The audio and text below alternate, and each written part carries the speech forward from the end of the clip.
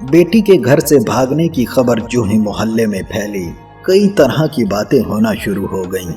جوان بھائیوں کا گھر سے باہر نکلنا محال ہو گیا، رشتہ داروں نے منہ پھیر لیا، والدین بیٹی کے غم سے نڈھال تو دوسری جانب لوگوں کی چبھتی باتوں سے روز مرتے اور روز جیتے۔ آخرکار گھر بدلنے کا فیصلہ کر لیا اور انہوں نے گھر بیچ کر انجان لوگوں میں گھر لے لیا، مگر والد کا دل نہیں چاہ رہا تھا وہاں سے جانے کو۔ اسے اپنی بیٹی کا انتظار تھا۔ بہت کہنے کے باوجود وہ وہیں ایک چھوٹی سی جھونپڑی میں پڑا رہتا۔ کئی ماہ گزر گئے۔ ایک دن پھٹے پرانے کپڑوں والی مریض لڑکی کے رونے کی آواز سے ان کی آنکھ کھل گئی۔ کچھ دیر تک تو وہ پہچان نہیں پایا کہ وہ کون ہے، مگر جب اس نے چہرے سے کپڑا ہٹایا تو اپنی ہی بیٹی کو پاؤں میں پڑا پایا۔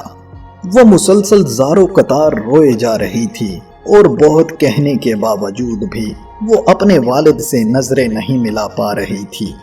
رسوائی اور ذلت کی جس آگ میں وہ اپنے والدین کو جھونک کر گئی تھی، اس کے بعد تو شاید وہ بھی ایک پل کو جی نہیں پائی۔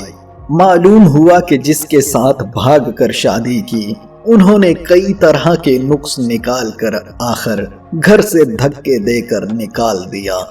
دوستو، ہمارے معاشرے میں آئے دن ایسی داستانیں سننے کو ملتی ہیں کہ جب ایک لڑکا اور لڑکی جو کہ زیادہ تر اسٹوڈنٹ ہوتے ہیں ایک دوسرے کو پسند کرنے لگتے ہیں، پھر اگر لڑکی یا لڑکے کے گھر والوں کی رضامندی نہ ہو تو کورٹ میرج کر لی جاتی ہے۔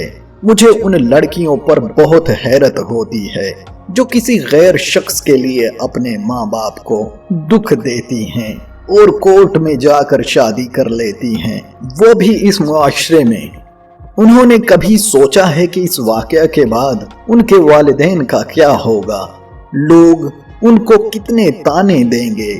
وہ لڑکیاں ایک پل کو سوچیں، کیا ماں باپ نے یہ دن دیکھنے کے لیے اولاد کو پیدا کیا تھا؟ ان کی پرورش کی، کھلایا پلایا، اچھے سے اچھا لباس پہنایا، تعلیم حاصل کرنے کا موقع دیا۔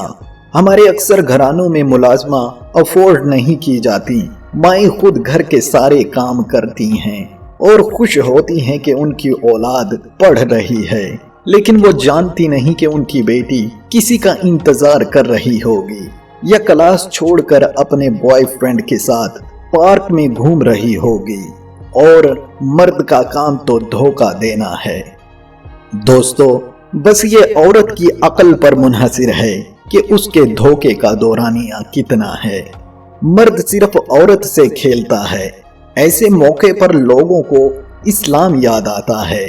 بے شک ہر عاقل اور بالغ کو یہ حق حاصل ہے کہ وہ اپنی پسند کا اظہار کریں، لیکن جب والدین راضی ہوں۔ ماں باپ کو دکھ دے کر کبھی بھی کوئی خوش نہیں رہ سکتا۔ اس طرح کی پسند کی شادیوں میں اکثر دیکھا اور سنا یہی گیا ہے کہ لڑکے کے گھر والے لڑکی کو قبول نہیں کرتے، پھر ان لڑکیوں کو در در کی ٹھوکریں ہی کھانا پڑتی ہیں۔